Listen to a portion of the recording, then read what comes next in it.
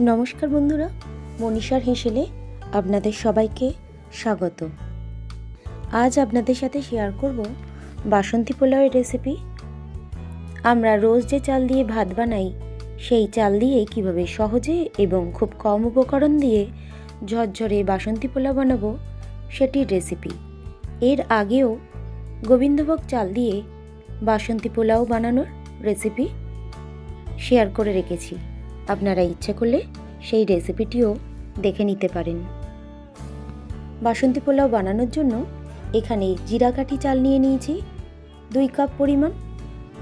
চালটিকে প্রথমে জল দিয়ে ভালো করে ধুয়ে নিয়েছি।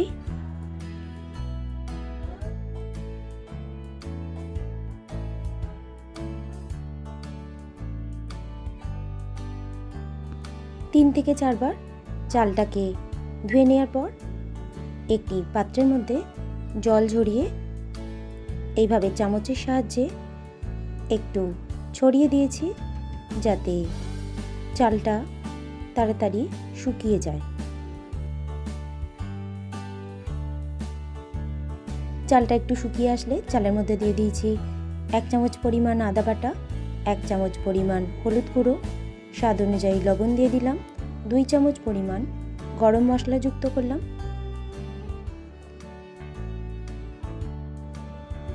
এরপর দিয়ে দিয়েছি ছোট চামচের 3 চামচ পরিমাণ ঘি।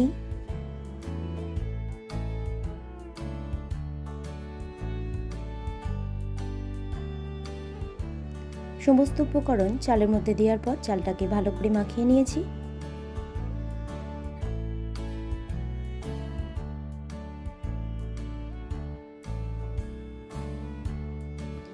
চালটা মাখিয়ে নেওয়ার পর চালের মধ্যে দিয়ে দিয়েছি বেশ কয়েকটা চেরা কাঁচা লঙ্কা। চালের সাথে কাঁচা লঙ্কাটাকেও ভালো করে মাখিয়ে নেব। এরপর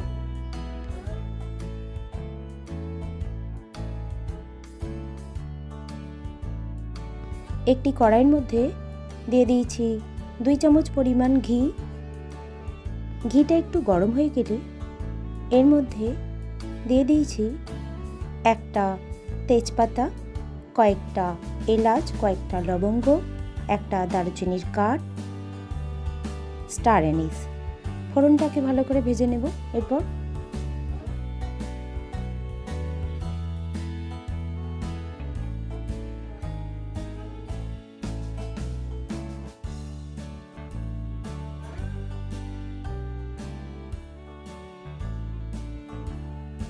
ফোড়নটা ভাজা হয়ে গেলে কড়াইয়ের মধ্যে দিয়ে দিলাম বেশ কয়েকটা কাজু বাদাম। কাজু বাদামটাকে ভেজে নেব।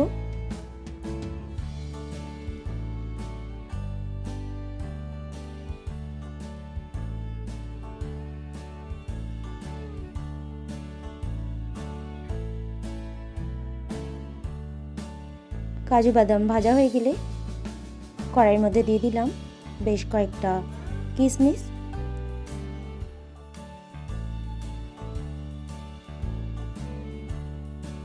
কাজু কিশমিশ ভাজা হয়ে গেলে কড়াইয়ের মধ্যে দিয়ে দিলাম চালটাকে একটু ভেজে নেব অল্প কিছুক্ষণের জন্য।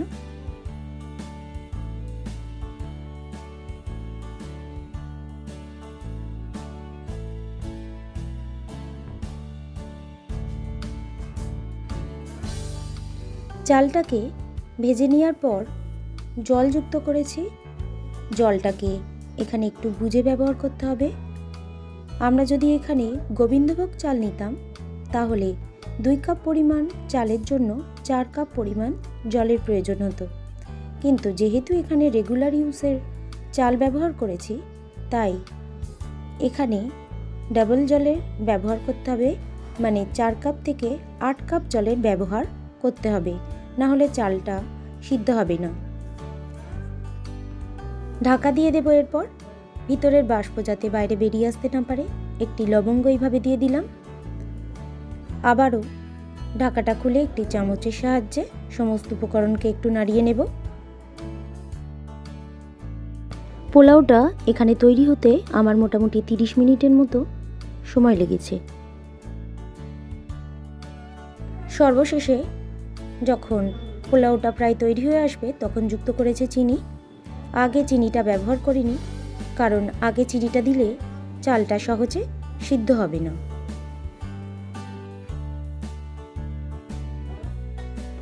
সমস্ত উপকরণকে এরপর ভালো করে আবারও মিশিয়ে নিয়েছি।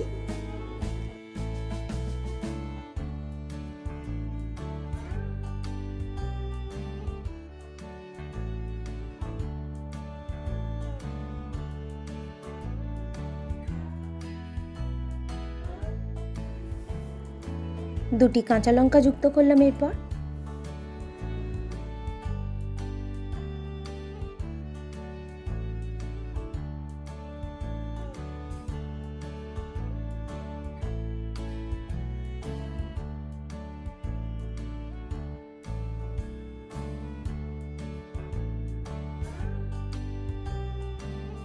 পোলাওটা সম্পূর্ণভাবে তৈরি হয়ে আসলে 1 চামচ পরিমাণ গরম মশলা যুক্ত করলাম।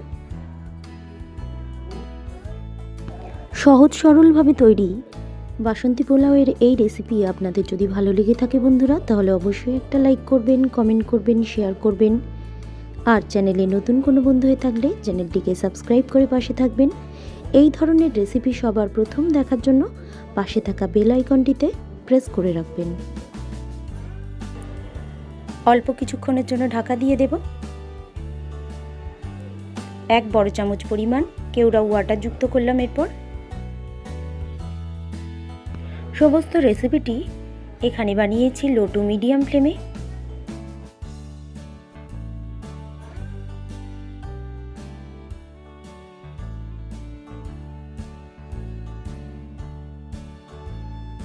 এরপরই তৈরি হয়ে গেল আজকের রেসিপি বাসন্তী পোলাও।